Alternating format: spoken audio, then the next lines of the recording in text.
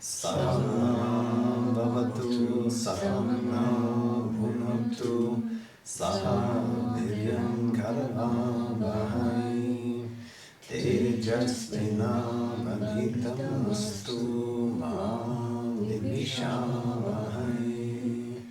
Om Shanti, Shanti, Shanti. Om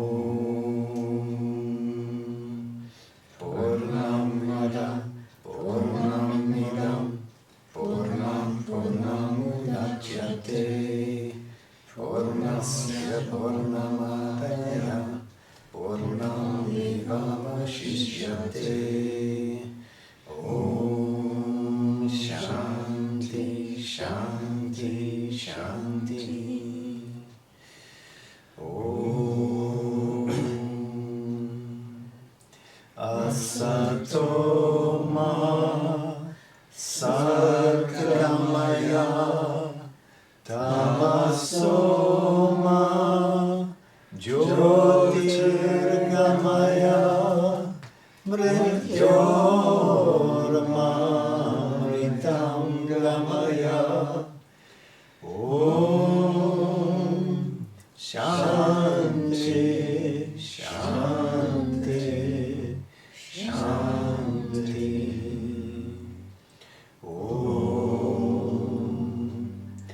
Tatsaviturvaramruvam Jyoti Parasya Dhimahi Yama Saryena Devayit.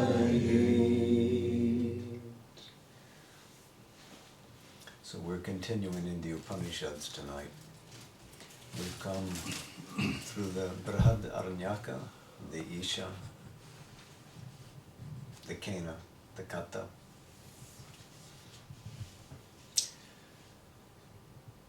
Great teachings, beautiful, inspiring passages. The Mundaka is one of my favorites. I'll tell you why. When I went to India first, intending to finish my graduate studies rather there than in the United States, it was because I wanted to be able to breathe the air of the Upanishads. And I wanted to be in a place where they would actually be taught. So I went to Banaras Hindu University, and ironically or fortuitously, it was closed. So I immediately wrote for permission to go to the Sri Aurobindo ashram. My little plan had been to go there on vacations anyway, whenever I could get the time, because in India you can get several weeks at a time, and I wanted to spend every minute that I could in the Sri Aurobindo ashram.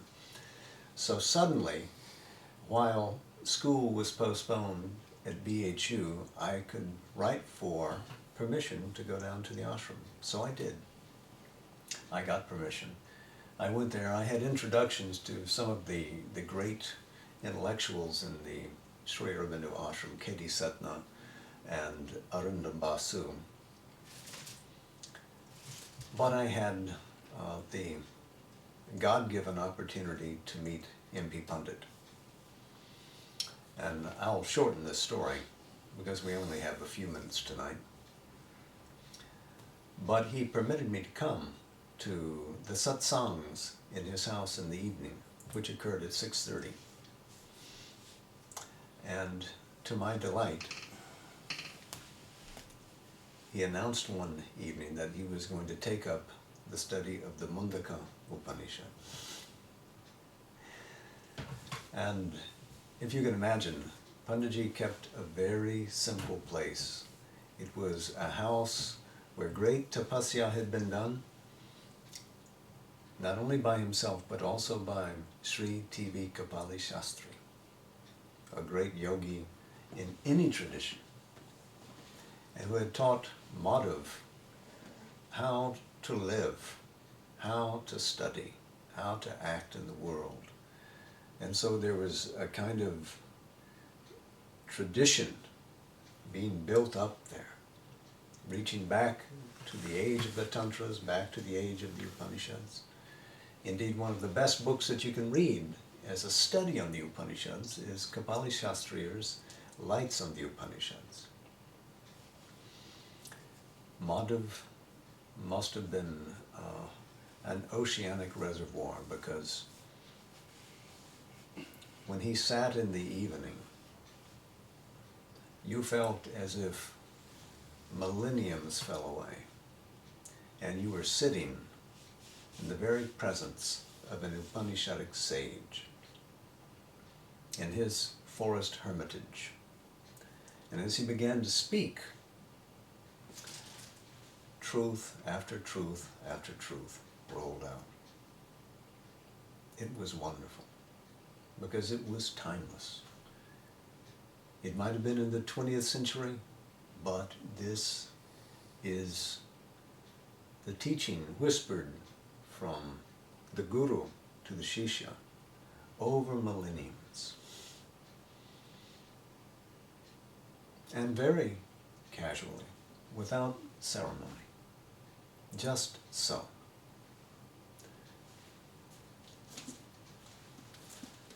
This might have been the very book that I had in Panditji's household. I think it was, because I have this bookmark in it, which I got when I was first in the ashram. So, to the Mundaka. I guess it deserves a few prefatory words. The Mundaka is not one of the earliest Upanishads, but it's at least a century or two ahead of the arrival, the advent of Buddha on the scene in India. Mundaka belongs to the Atharva Veda. Atharva was a rishi who was known for his fire sacrifice, and apparently was efficacious, because the whole of the fourth Veda, the Atharva Veda, is ascribed to him, comes under his family, under his watch. Mundaka as a word could mean who carries fire on the head, as if you're carrying it to a ceremony, to a ritual that's about to begin.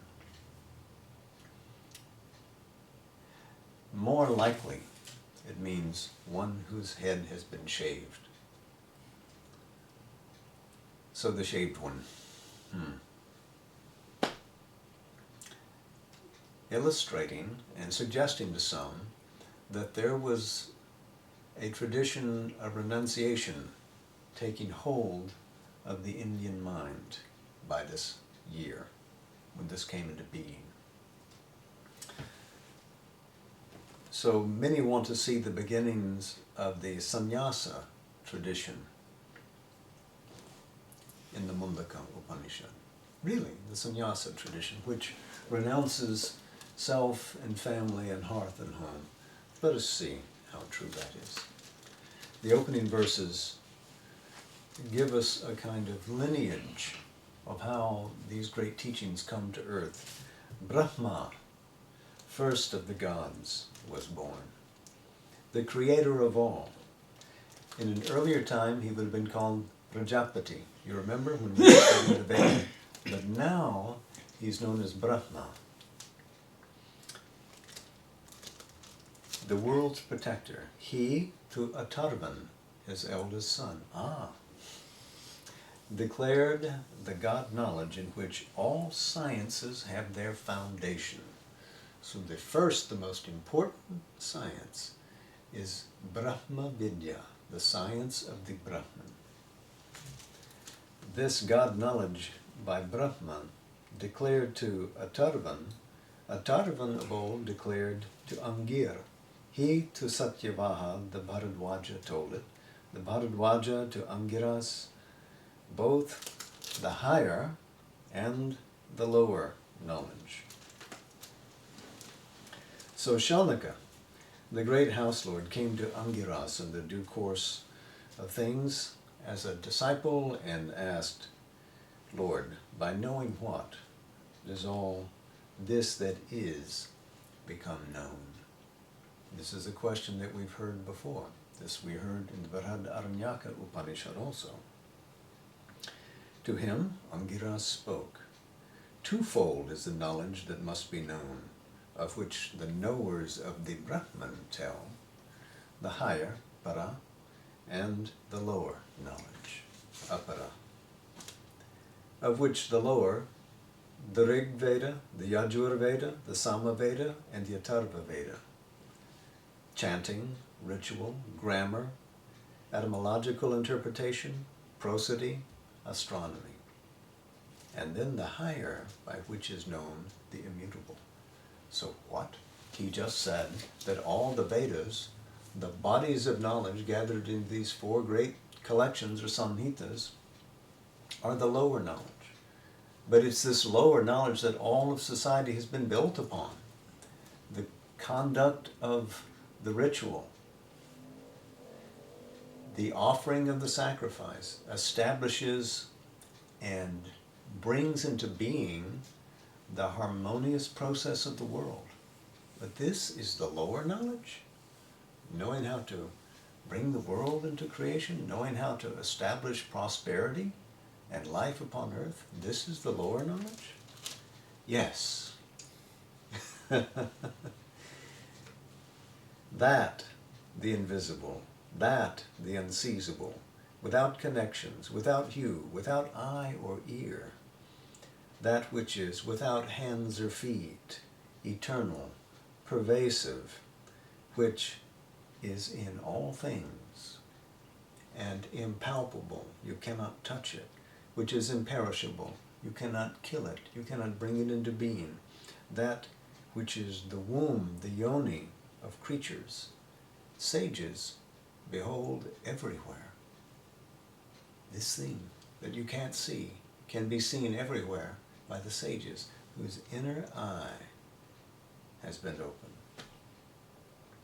As the spider puts out and gathers in, as herbs spring up, as hair of head and body grow from a living man, so here all is born from the immutable.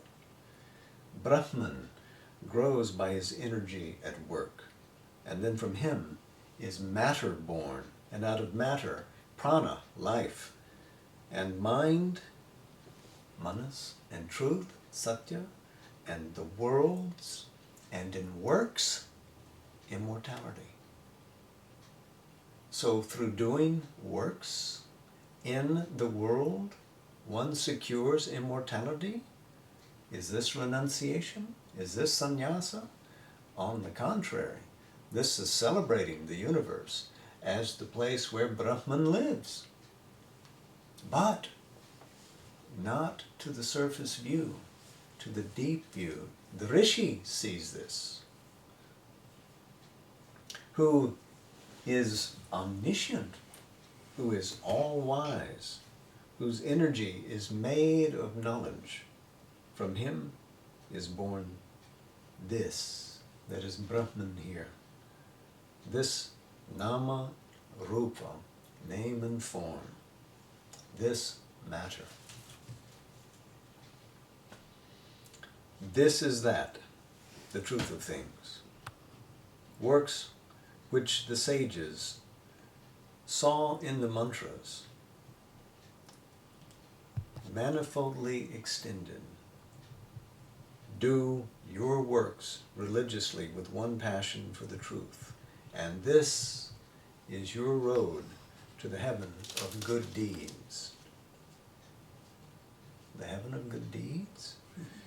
When the fire of sacrifice is kindled, and the flame sways and quivers, then between the double pourings of ghee, cast therein with faith, shraddha, your offerings. For he whose altar fires are empty of the new moon offering and the full moon offering, and the offering of the rains, and the offering of the first fruits, or unfed, or fed without right ritual, or without guests, or without the dues to the Vishwadevas, destroys his hope of all the 7 worlds. So for one who fails to conduct the sacrifice, none of the goodness spread by Brahman throughout the 7 planes of the universe are accessible.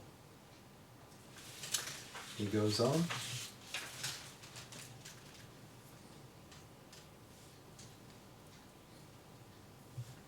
To say, ironically, about these fires of sacrifice. Come with us, they cry to him, these luminous fires of sacrifice. And they bear him by the rays of the sun, speaking to him pleasant words of sweetness, doing him homage. This is your holy world of Brahman and the heaven of your righteousness. So you have offered the sacrifice. And the results are that you are going up this staircase to this heavenly world. You're getting the fruit of your offering. And Atharvan is giving this teaching. He is the master of the fire sacrifice. But wait, he says, but frail are the ships of sacrifice. Frail, these forms of sacrifice, all 18 of them, in which are declared the lower works. Fools are they who hail them as the highest good, and they come yet again to this world of age and death. They who dwell within the ignorance, and they hold themselves for learned men, thinking, we, even we, are the wise and the sages. They are fools, and they wander around, beaten and stumbling like blind men led by the blind. We saw that passage in the Katha Upanishad last week. They dwell in many bonds of the ignorance, children thinking, we have achieved our aim of paradise. But when the men of works are held by their affections and arrive not at the knowledge, when they are overtaken by anguish, then their paradise wastes by enjoying, and they fall from their heavens. So this punya, this goodness that comes to you because you have done this work, you go to this heavenly abode and you spend it again and again and again until finally all the goodness of your past deeds, of your sacrifices, are burned up, and again you come back. So what have you gained? You've gained a heaven, but you have not gained something greater. Minds bewildered, who hold the oblation offered, and the well dug for the greatest righteousness and know not any other highest good, on the back of heaven they enjoy the world won by their righteousness and enter again this or even a lower world. So we saw the idea of punarjanman, birth again, enunciated in the Brihad Aranyaka. And now again this idea of rebirth is broadcast to us. Not that rebirth is itself a curse. No, this is not what the Upanishad is saying. It is saying, though, that if you just follow the normal course of things,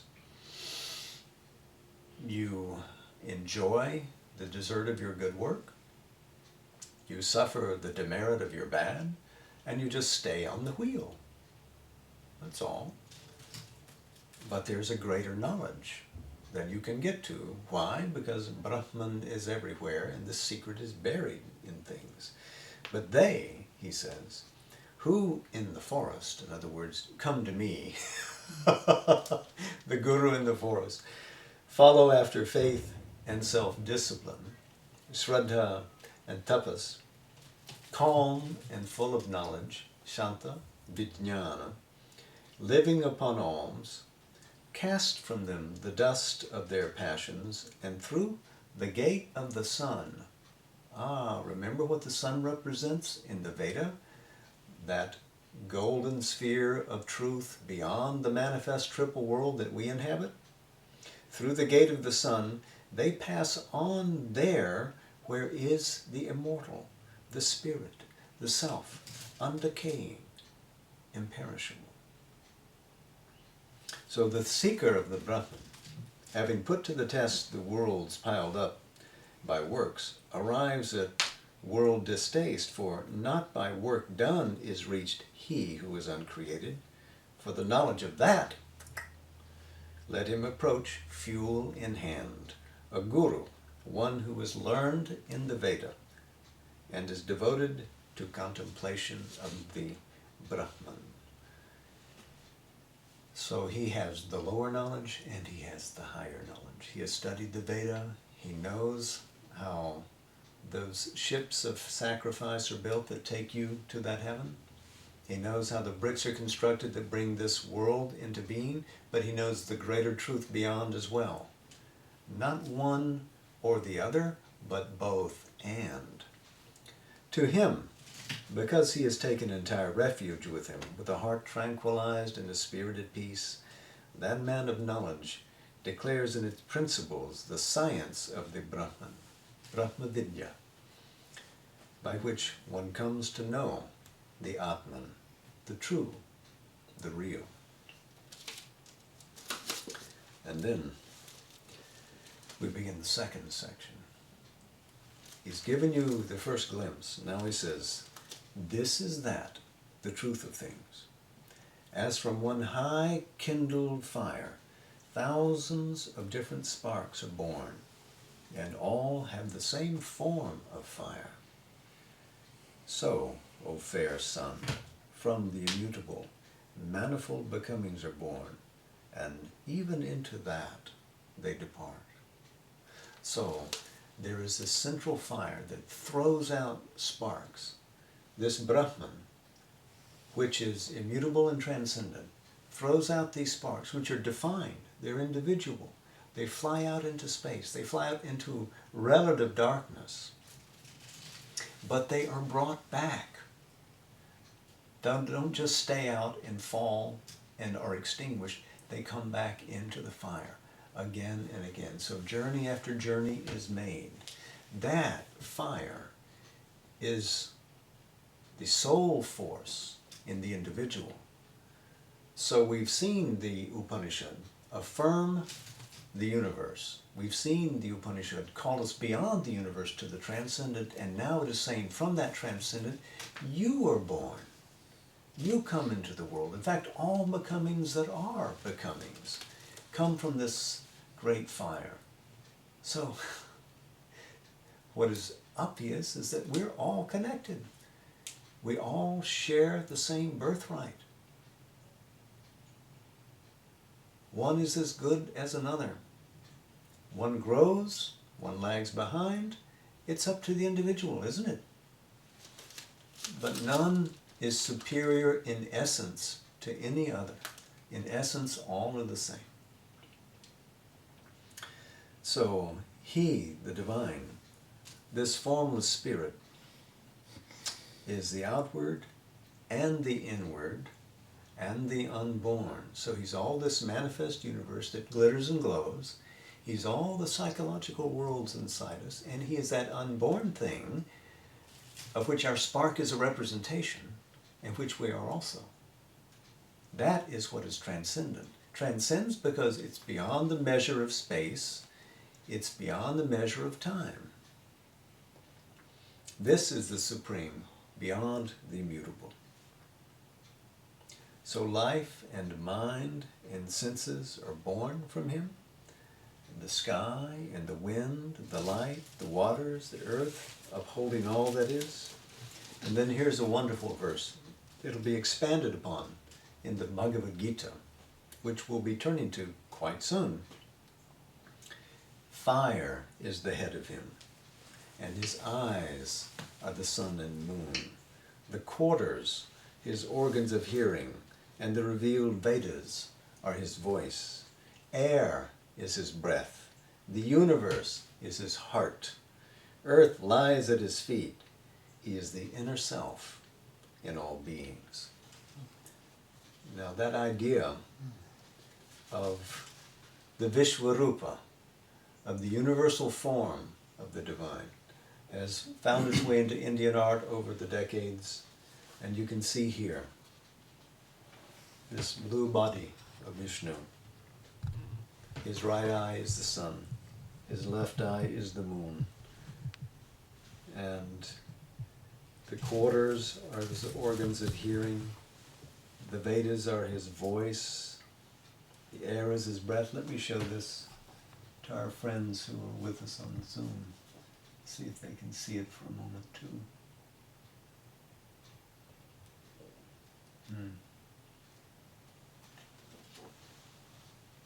I think we can pass that around the room, you can see. So an affirmation, again, that the divine has become this world, exists within it. From him is fire, of which the sun is the fuel. Then rain from the soma, herbs upon the earth, and the male casts his seed into the woman. Thus are these many peoples born from the spirit. So there is a staircase of consciousness from the gods, their realm, all the way down to the earth and the procreative activities of humans and all beings here. Everything is connected. Everything is a field of goodness. Everything is a field of wonder. Nothing to be rejected here. But you want to get to that consummate knowledge. You want to get to that supreme knowledge so that all is plain to you. So that the mystery of life does not baffle or disturb or make you despair.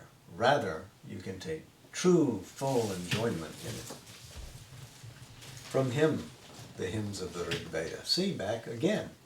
Up there, we've caught that imperishable. Now we're coming back and re-establishing the values of the Vedic tradition. From him, the hymns of the Rig Veda, the Sama, the Yajur, initiation, Diksha, all sacrifices, works of sacrifice, dues given, the year and its cycling, the giver of the sacrifice, Yajamana, and the worlds on which the moon shines and the sun. From him have issued many gods, demigods, yakshas, men, beasts, birds, the main breath and the downward breath. Later important, when Hatha Yoga develops a couple of thousand years after this. Rice, barley, tapas, shraddha, satya, brahmacharya, and the rule of right practice. The seven breaths, that which sustain the seven worlds, and the seven lights, and the kinds of fuel, and the seven oblations, because all these worlds offer back to the divine, because the sacrifice, in a sense, is repaid by who inhabits and invests himself in us. When we live in the world, in a sense, our offering back to him justifies the circling around of these energies. That gives to us, we give to that. And so there is a communion, there is an exchange, there is a kind of divine commerce. And this is all set within the secret heart. 7 and 7. There's a dwelling place in us where all this exists. From him are the oceans, all these mountains. And from him flow the rivers of all forms. From him are born all plants. Sensible delight, which makes the soul to abide with the material elements. Brahman is all this universe. He is works, karma. He is tapas, the hard work of effort. The Brahman, supreme, immortal. Saumya, dear one, he who knows this as hidden in the secret heart, scatters even here in this world the knot of the ignorance. This idea of a jivan mukti, of one who has achieved liberation even in this world comes back to us here.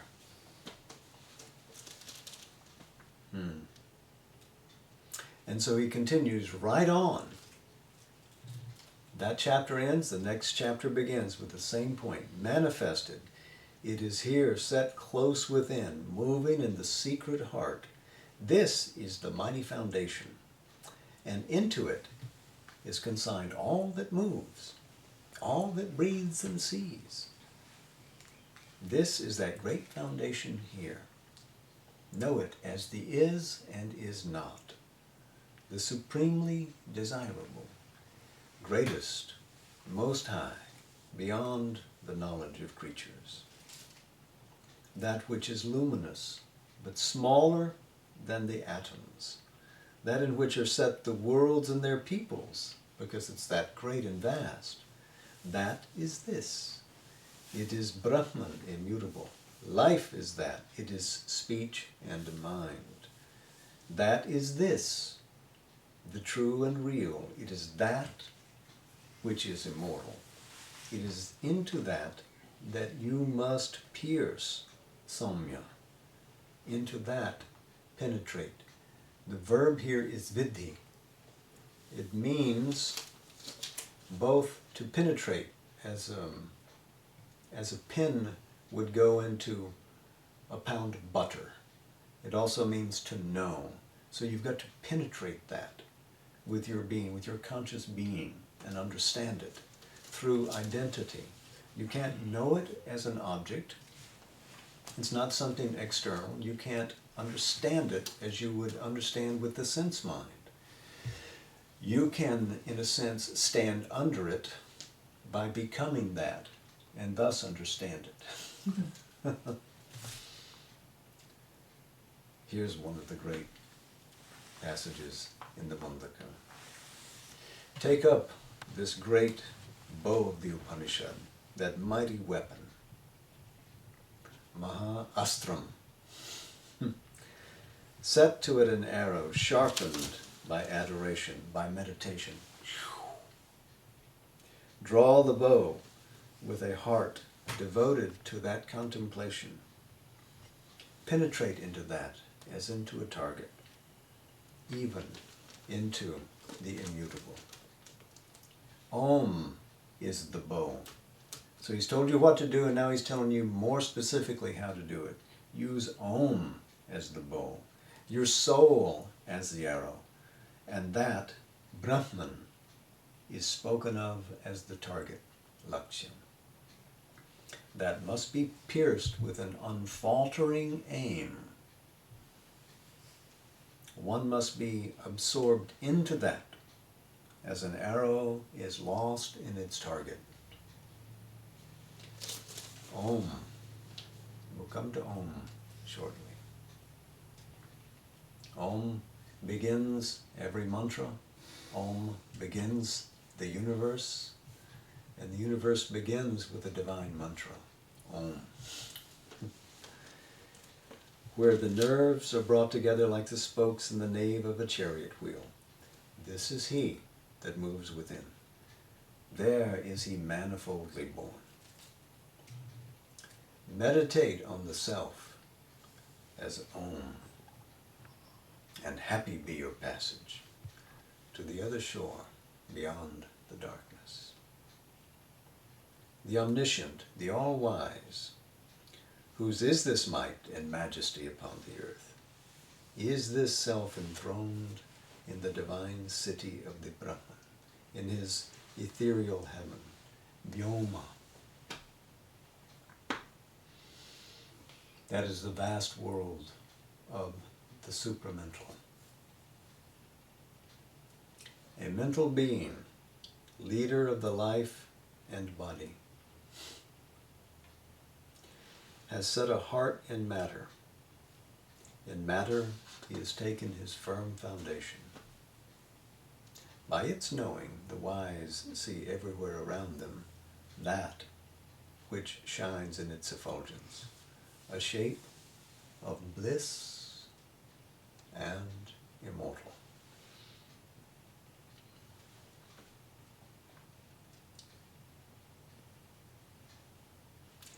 When you see that, grief is gone. Doubts are cut away. In a supreme golden sheath, the Brahman lies, stainless, without parts. Splendorous is that. It is the light of lights. It is that which the self-knowers know. There the sun shines not, and the moon has no splendor, and the stars are blind. There these lightnings flash not. How then shall burn this earthly fire? All that shines is but the shadow of his shining. All this universe is effulgent with his light. So beyond this is the realm of the true immortal. This is the universe. Divinely conceived, but measurable. It has its name, it has its form. Beyond that is the unknowable divine. What is unmanifest? In that highest heaven, in that golden sphere. All this is Brahman immortal, nothing else. Brahman in front of us. Brahman behind us. To the south of us, to the north of us, below us, above us. It stretches everywhere. All this is Brahman alone. All this universe.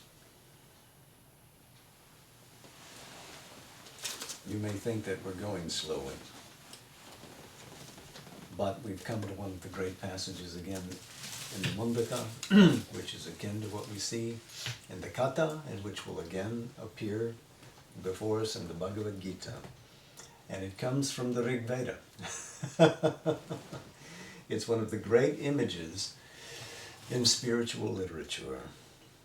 Two birds, beautiful of wing, close companions, cling to a common tree. Of the two, one eats the sweet fruit of the tree, the other eats not, but watches his fellow. The soul that is the bird that sits immersed on the one common tree, because he is not Lord, is bewildered and has sorrow. But when he sees that other, who is the Lord and beloved, he knows that all this is his greatness, and his sorrow passes away from him. This is your situation. Facing outward, looking at the sweet and the bitter fruit of the universe, you begin to think you're just this small bird. You don't know which fruit to bite. You don't know how to act. You don't know which limb is your real home. You don't know who you are. But when something calls your attention up and you see that higher bird looking down at you, you realize that is your real self. You're always that.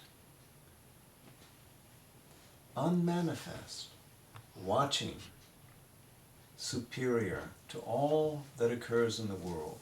And yet you are also this small bird, tasting the fruit here, tasting the fruit there, jumping from branch to branch. And when you know that you're both, your sorrow falls away from you. Now you can live.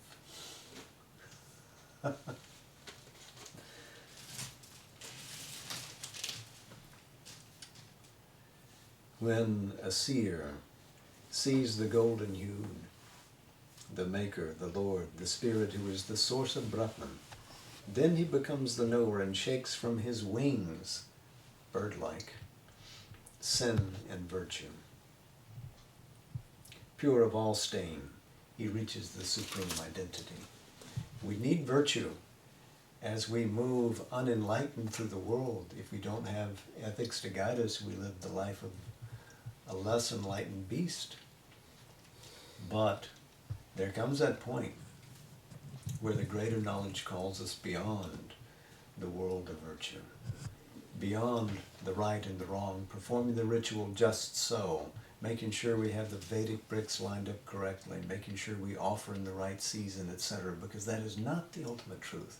It sends us to a heaven, but it is itself a perishable heaven. And we come from an imperishable origin. And to recover that state of consciousness and being is our real aim. So this is the life in things that shines manifested by all these beings. A man of knowledge, coming wholly to know this, draws back from creeds, too many disputes. The self is his delight. At play in the self, and doing works, the best is he among the knowers of Brahman.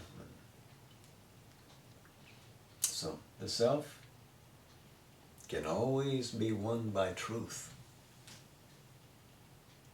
satya, by self-discipline, tapasya, by an integral knowledge, by a life of purity. The self that is in the inner body, radiant, made all of light, whom, by the perishing of their blemishes, the doers of this tapas behold. So work hard, cling to truth, as Mother used to say. Cling to truth. Apply yourself. Work vigorously.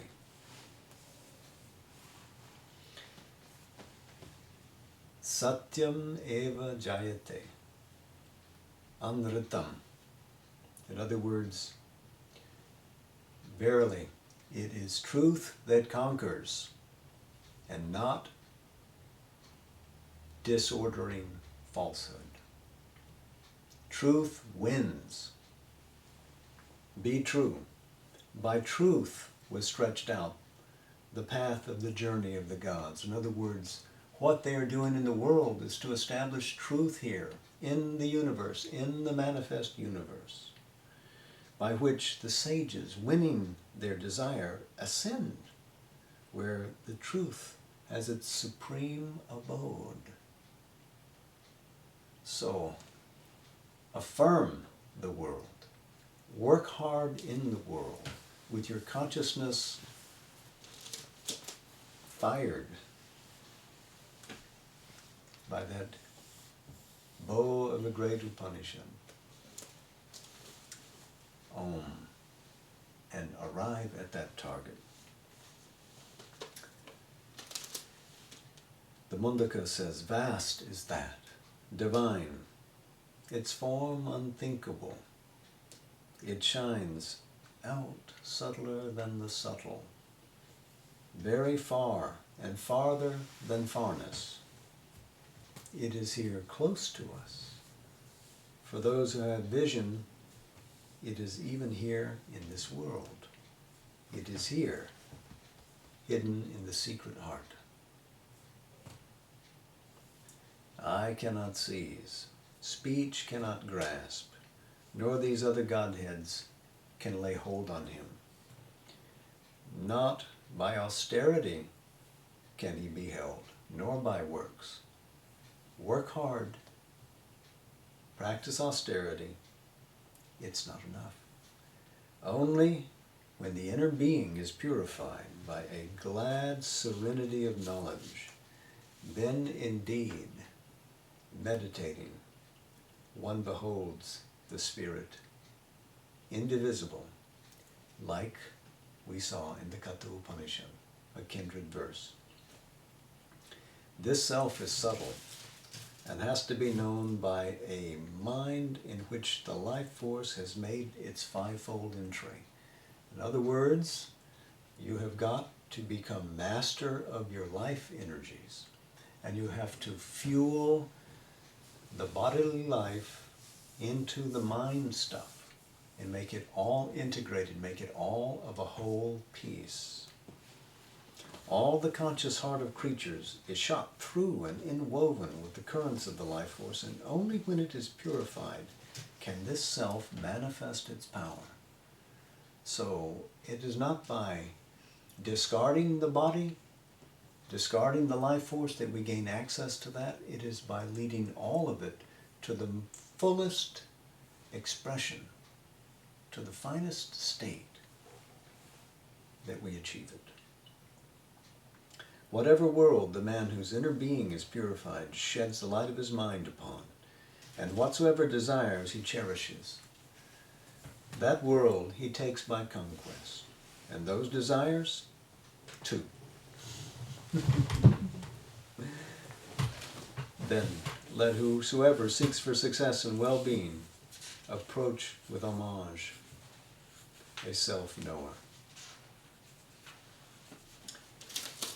He knows this Supreme Brahman as the highest abiding place in which shines out, inset, the radiant world. The wise, who are without desire and worship, see the spirit pass beyond this. He who cherishes desires and his mind dwells with his longings is by his desires born again, wherever they lead him. But the man who has won all his desire and found his soul, for him, even here, in this world, vanish away all desires. Because if you are enjoying the enjoyment of the universal being because you're identified with him, what desire is there for you? There is no object for which you hanker, because you see that universal fire with its tongue of flame licking it all up as an offering to that. This self is not won by study. It is not won by thought power, not by much learning. Only by him whom it chooses can it be won. To him this self unveils its own body, as we saw in the Katha Upanishad. You can put yourself in a state of readiness. Your tapasya can render you capable of that. You make your mind quiet. You purify your life energies. Make the body stable, plastic, itself a seat of peace. And then you wait. And when that grace comes, because you've created in yourself a state of grace, there can be that awakening to that self. And you say,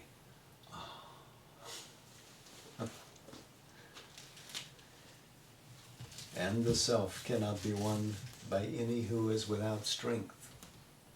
So if you're weak, develop strength. Nor with error in the seeking. If you find error in yourself, straighten it out. Nor by an effort without a true mark. You can't do this because you want dominion over the divine. It is an attitude of surrender that one should cultivate. But when a man of knowledge strives by these means, his self enters into Brahman, his abiding place.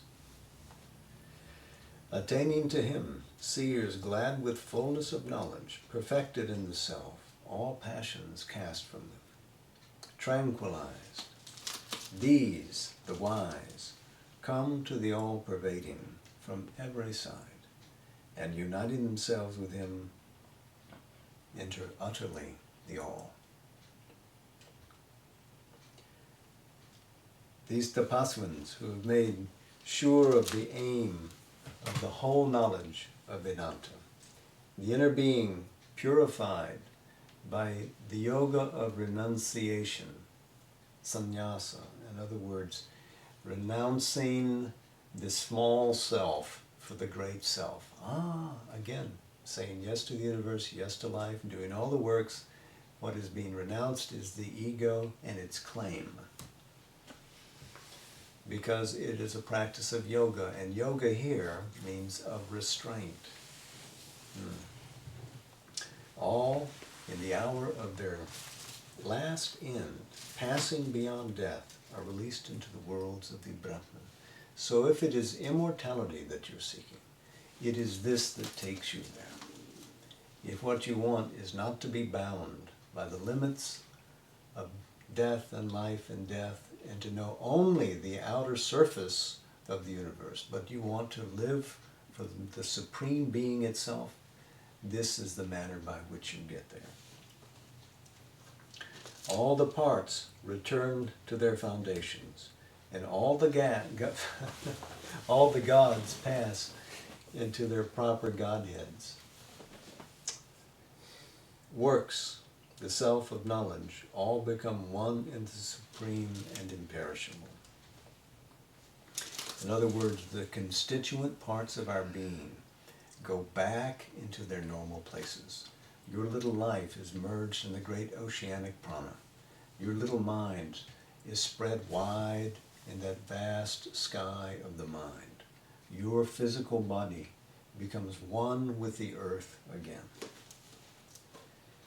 As rivers in their flowing reach their home in the ocean and cast off their names and forms, even so one who knows is delivered from name and form and reaches the Supreme beyond the Most High, even the Divine Person. He who knows that Supreme Brahman becomes himself Brahman. By becoming aware of it, you become that. In his lineage, none is born who knows not the Brahman. He crosses beyond sorrow, beyond sin, delivered from the knotted cord of the secret heart, and becomes immortal. Unravels that which binds us to our small emotions. The thought that we are this when we are really that. This is that which is declared by the Rig Veda. Doers of work, versed in the Veda, men absorbed in the Brahman, who putting their faith in the sole seer offer themselves to him sacrifice. To them one should speak this Brahman knowledge. Men by whom the vow of the head, Mundaka, has been done according to the right. This is that, the truth of things, which the seer Angiras spoke of old. This none learns who has not performed the vow of the head. Salutation to the seers supreme.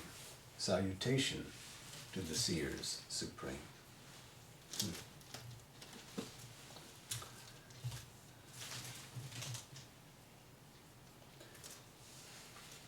So this was a school of initiation in this forest hermitage.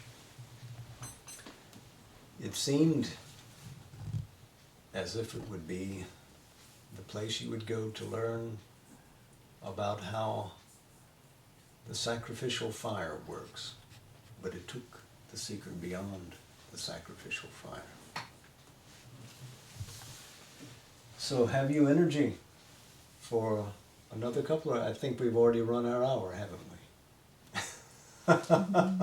I wanted to talk about the Mundaka Upanishad and the Shvetashvatra. Well, let me say briefly, if I may, about the Mundaka, that this is that Upanishad. It's the shortest there is, which speaks about Om, and that there are 4 states in Om, each of which matches a letter of its spelling. The A, U, M, and the drone above are the 4 letters. The A represents this broad physical universe, this vast universe that we know with our hands, with our senses, with our minds.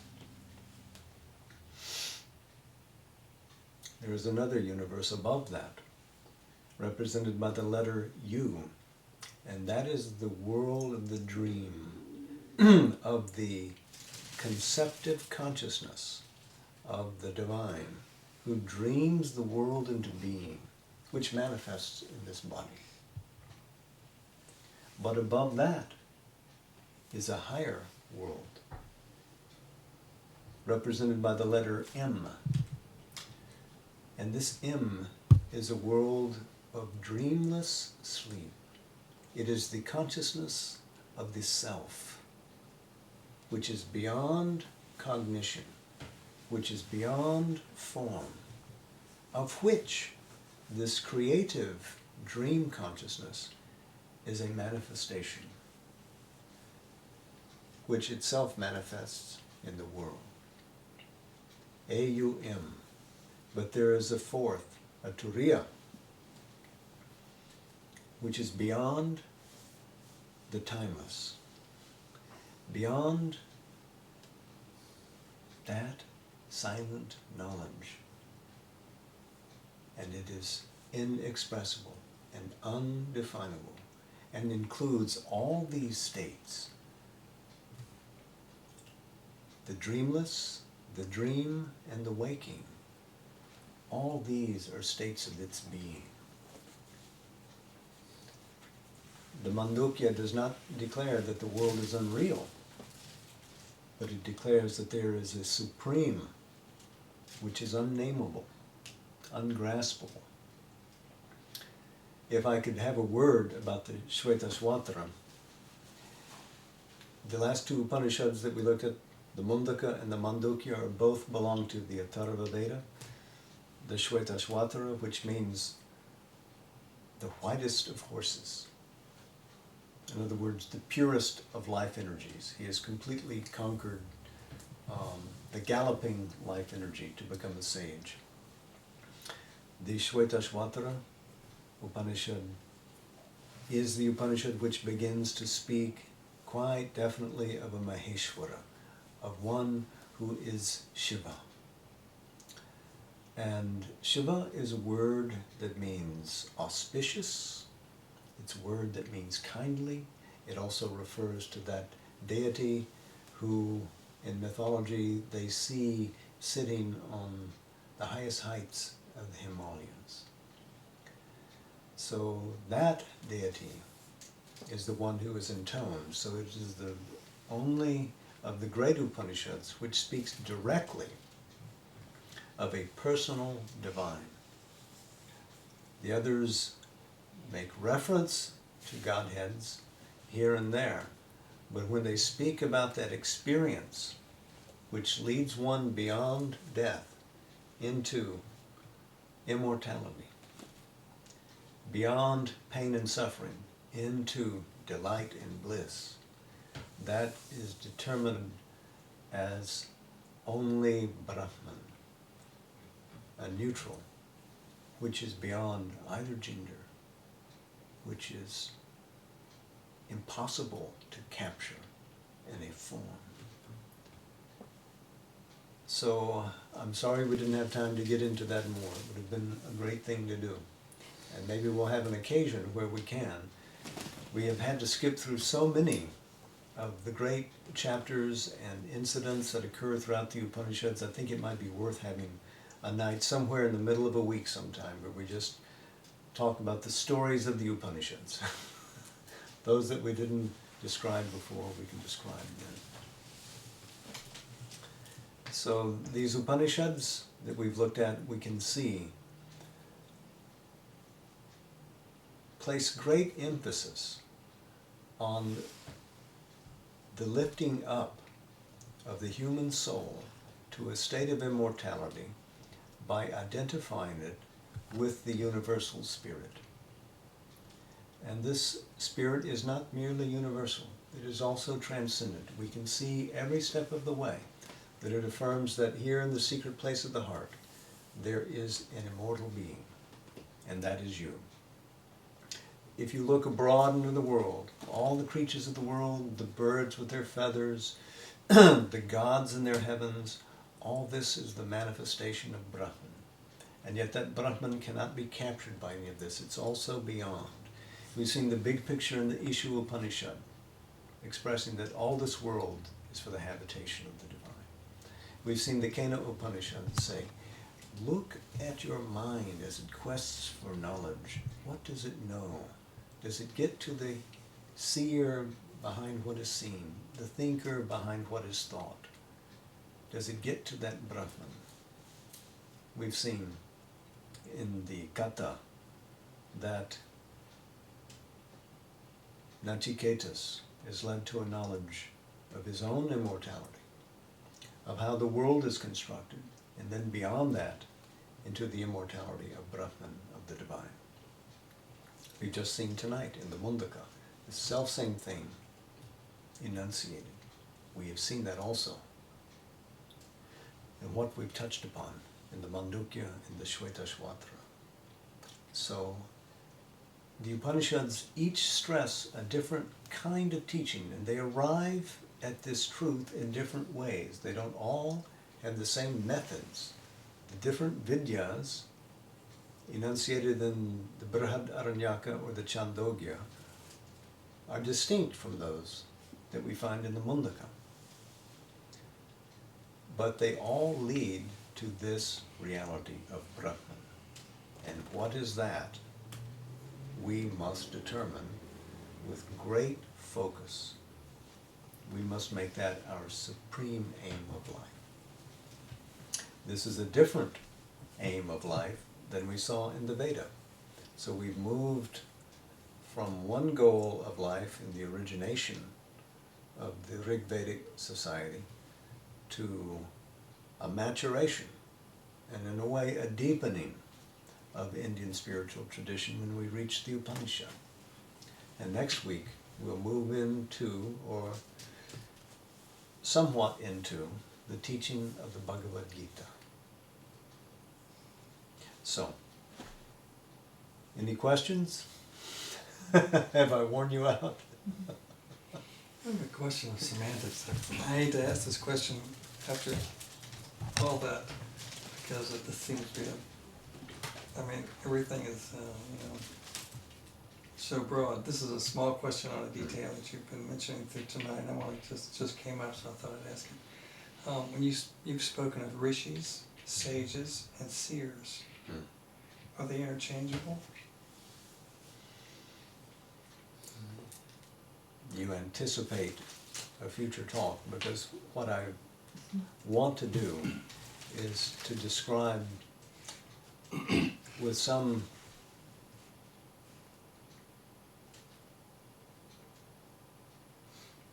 broad painting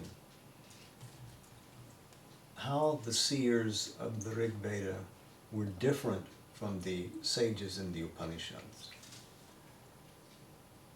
I would even like to look at how Indian society has been reshaped by the time of the Upanishadic age, because the terms that we use are not interchangeable. We throw the word rishi around rather cheaply today. People have called themselves great rishis, and they are not. A rishi in the Vedic age had a colossal vision of the oneness of the cosmos and of that from which the cosmos came.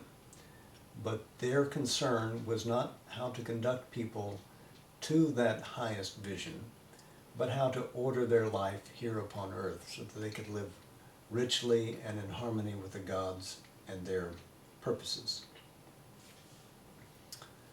But the Munis from the Vedic tradition were sages who stood somewhat apart. The Keshins, those who had long hair and who stood outside society, as often those with long hair do,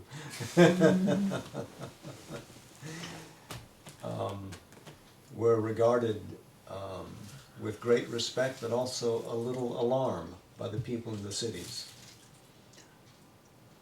The Yatis, the extreme ascetics, had something in kinship with the Keshins. They may have shared at root a vision similar to that of the Rishis, but the Rishis had a different aim in their purposeful lives than did these others. And the Upanishadic sages, again, different from those.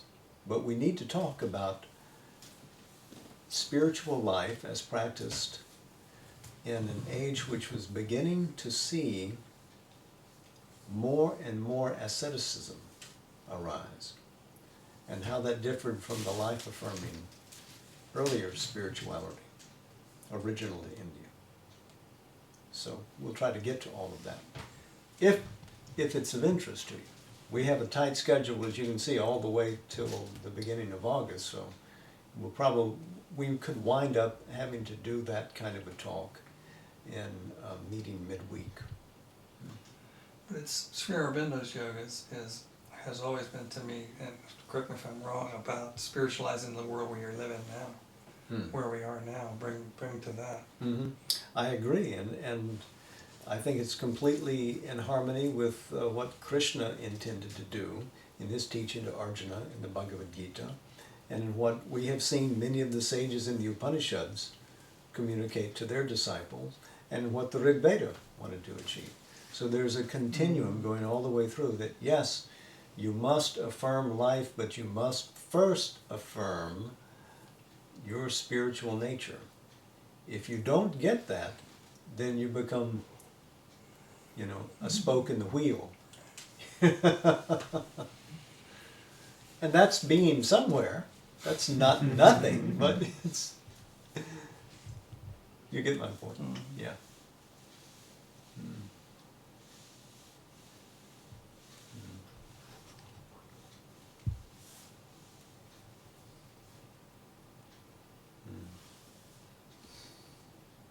So we'll go for our meditation, I think, and I bid you all good night. Thank you for coming. Namaste. Jai Ma. Namaste.